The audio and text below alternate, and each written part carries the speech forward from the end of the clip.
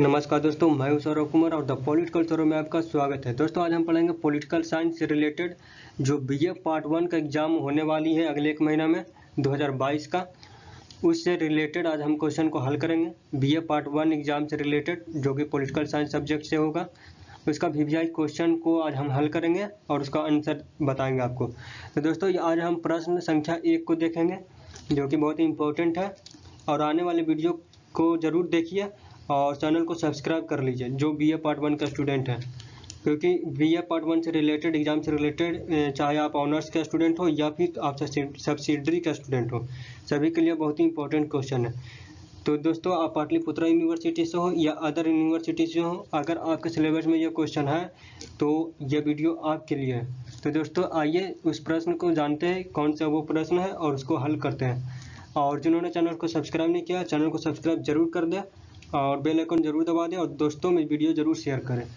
तो चलिए दोस्तों प्रश्न को हल करते हैं। तो दोस्तों आज हम जानेंगे दीर्घ उत्तरीय प्रश्न को, जो कि प्रश्न संख्या 1 है। इसका अगला वीडियो पार्ट में हम पार्ट 2 को पढ़ेंगे, प्रश्न संख्या 2 को। तो दोस्तों यह बहुत ही इंपॉर्टेंट क्वेश्चन है, ये क्वेश्चन एग्जाम में जरूर आएंगे। आधुनिक राजनीतिक शास्त्र को परिभाषित करें और इसकी प्रमुख विशेषताओं पर प्रकाश डालें। तो दोस्तों आज हम पढ़ेंगे पॉइंट नंबर 1, राजनीतिक शास्त्र अपने स्वरूप की दृष्टि से कितने रूपों में देखा जाता है, परंपरागत और आधुनिक रूप में अंतर, इसको जानेंगे। और तीसरा है पॉइंट, विशेषताओं को जानेंगे और उसके निष्कर्ष के बारे में जानेंगे कि क्या निष्कर्ष निकल के आता है। चौथा है आधुनिक राजनीतिक शास्त्र का क्षेत्र क्या है। तो आइए शुरू करते हैं। आधुनिक राजनीतिक शास्त्र को परिभाषित करें और इसकी प्रमुख विशेषताओं पर प्रकाश डालें। तो दोस्तों राजनीतिक शास्त्र अपने स्वरूप की दृष्टि से कितने रूपों में देखा जाता है, पीछे क्वेश्चन था।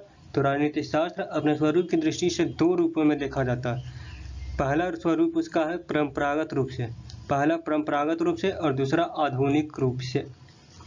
तो परंपरागत राजनीतिक शास्त्र प्लेटो से लेकर Kant, Aquinas, Hegel, Bentham, Machiavelli, Green, Dunning, McIlwain तथा सेवाइन आदि के योगदान से फला फूला।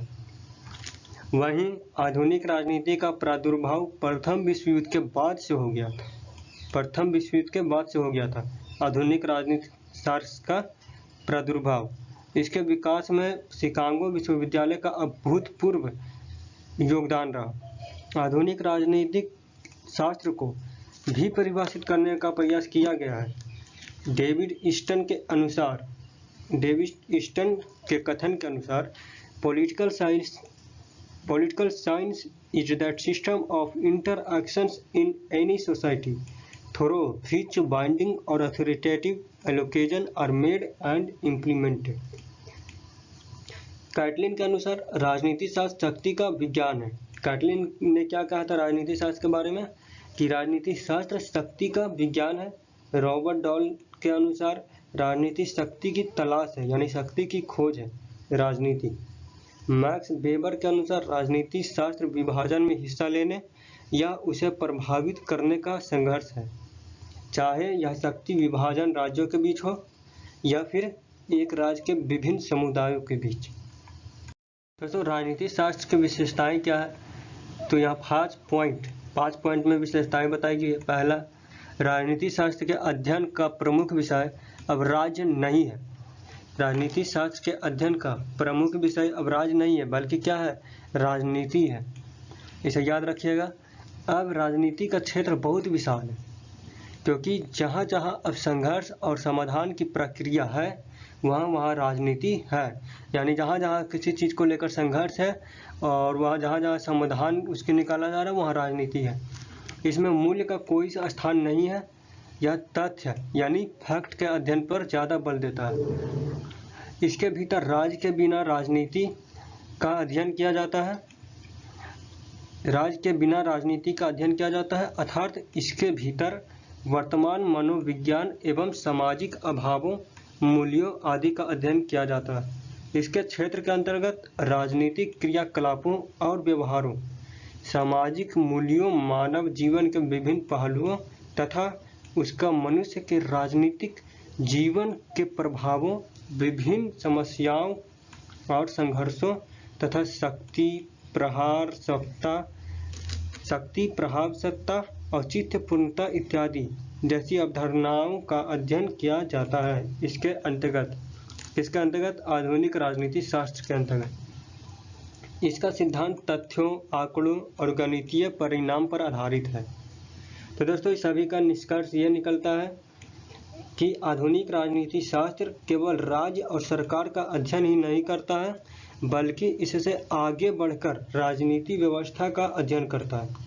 यानी यह केवल राज्य और सरकार का ही अध्ययन नहीं करता है, बल्कि इससे 2 कदम आगे बढ़कर राजनीतिक व्यवस्था, पॉलिटिकल सिस्टम का भी अध्ययन करता है। अब जहाँ जहाँ मानवीय संगठन, समुदाय व संस्थाओं और मानव व्यवहार के बीच शक्ति का संबंध है, उनके बीच संघर्ष और समाधान का संबंध है।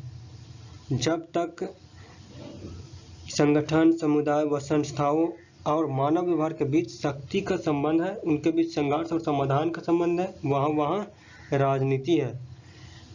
तो दोस्तों एग्जाम में निष्कर्ष जरूर लिखिएगा, क्योंकि इससे नंबर कट सकता है अगर नहीं लिखिएगा तो। दोस्तों आधुनिक राजनीति शास्त्र का क्षेत्र कहाँ तक है, तो उसको हम जानते हैं। आधुनिक राजनीति शास्त्र का विकास द्वितीय विश्व युद्ध के बाद से शुरू हुआ, लेकिन इसके पूर्व भी इसमें अन्य बातों को शामिल करने का प्रयास जारी था। द्वितीय विश्व युद्ध से पहले भी इसमें अन्य बातों को शामिल करने का प्रयास क्या था, जारी था। अनेक विद्वानों ने व्यवहारवादी आंदोलन को आगे बढ़ाकर राजनीति शास्त्र के क्षेत्र को विस्तृत कर दिया, बढ़ा दिया। वो विद्वान कौन थे? जैसे Catlin, Charles Merriam, Lasswell, Easton, Robert Dahl आदि थे। उनके कहे अनुसार राज्य सरकार और राजनीतिक संस्थाओं और अंतर्राष्ट्रीय संस्थाओं के अतिरिक्त निम्नलिखित बातों का अध्ययन भी सम्मिलित हो गया। इन सभी ने ये सब बातों का शामिल किया है, जैसे राजनीति शास्त्र राजनीतिक क्रियाकलापों, व्यवहारों और सामाजिक मूल्यों का अध्ययन करता है। राजनीति शास्त्र मानव जीवन के विभिन्न पहलुओं तथा उनका मनुष्य के राजनीतिक जीवन पर प्रभाव का भी अध्ययन करता है। विभिन्न समस्याओं और संघर्षों का भी अध्ययन करता है राजनीति शास्त्र।